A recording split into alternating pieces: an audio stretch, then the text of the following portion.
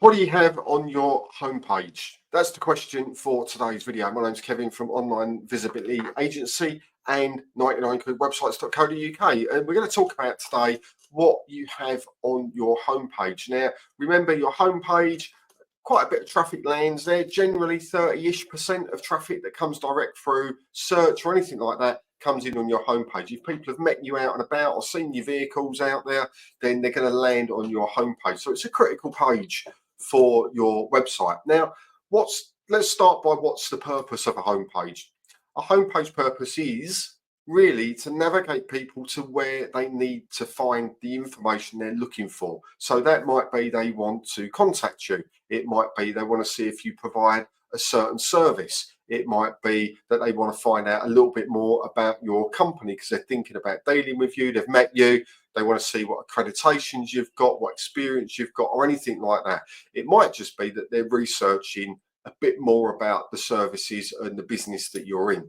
But whatever it is, if they come onto our homepage, there's a number of things that we've got to have, and then there's a number of things for you to think about that you might want to have. So let's start at the top of a homepage. At the top of the homepage, traditionally, we would have a menu. Now, where the menu is, what either incorporated within or around about that area, we tend to have our contact details as well. So email and phone number, because we want to make it easy for people to pick the phone up to us or send an inquiry.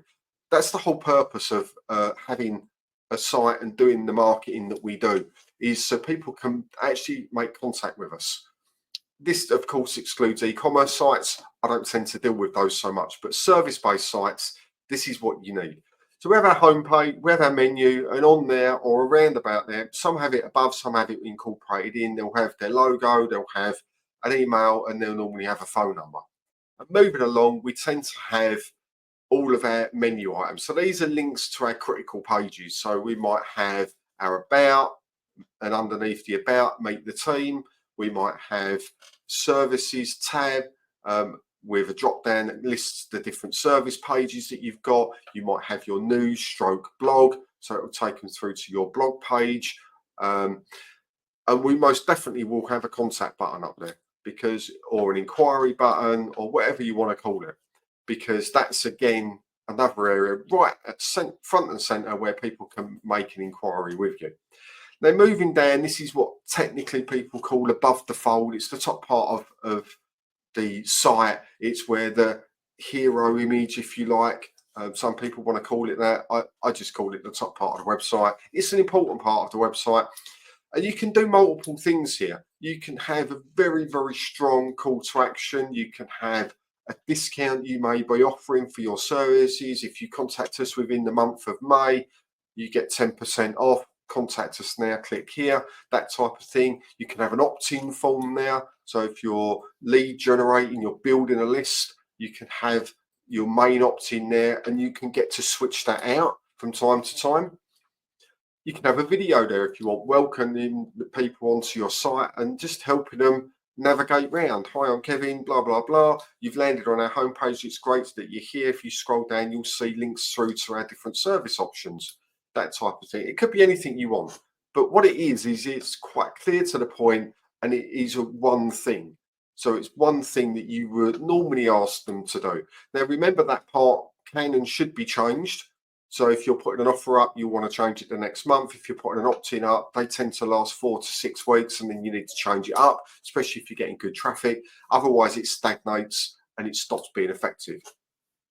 So that top part of the website, the menu, and that first chunk of content is really critical. As we move down, it becomes a little bit more varied as to what you can do there. Some people like to have testimonials on their homepage at some point.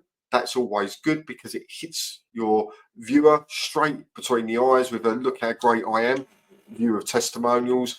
Often with trades, we'll put a link to their Checker Trade or Trusted Trader accounts with the reviews. So it goes straight in there and they can click through if they want to find out more about the people that you've worked with before, or even a Google review.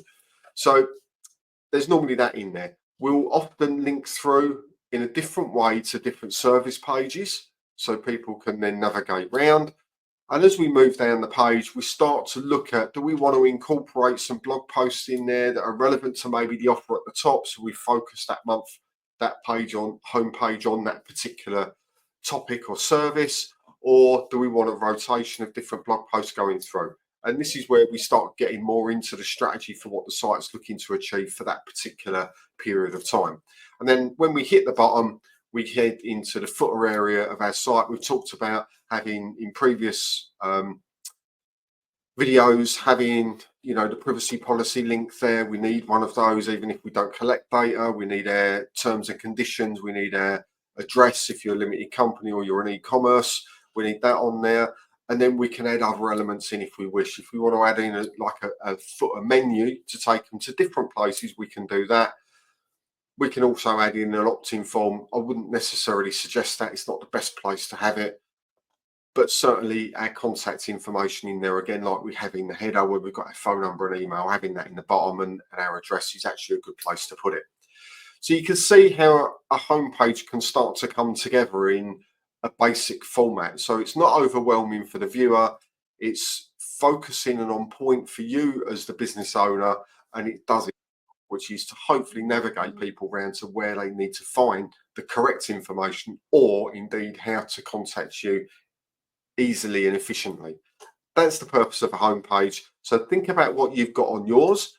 If you've just got a whole list of, and I've seen this many times, here's the 30,000 areas that I cover on your homepage as a list of names, roads, areas, counties, towns, whatever. You might want to think again. Doesn't look great, doesn't create a good impression, and that sort of stuff.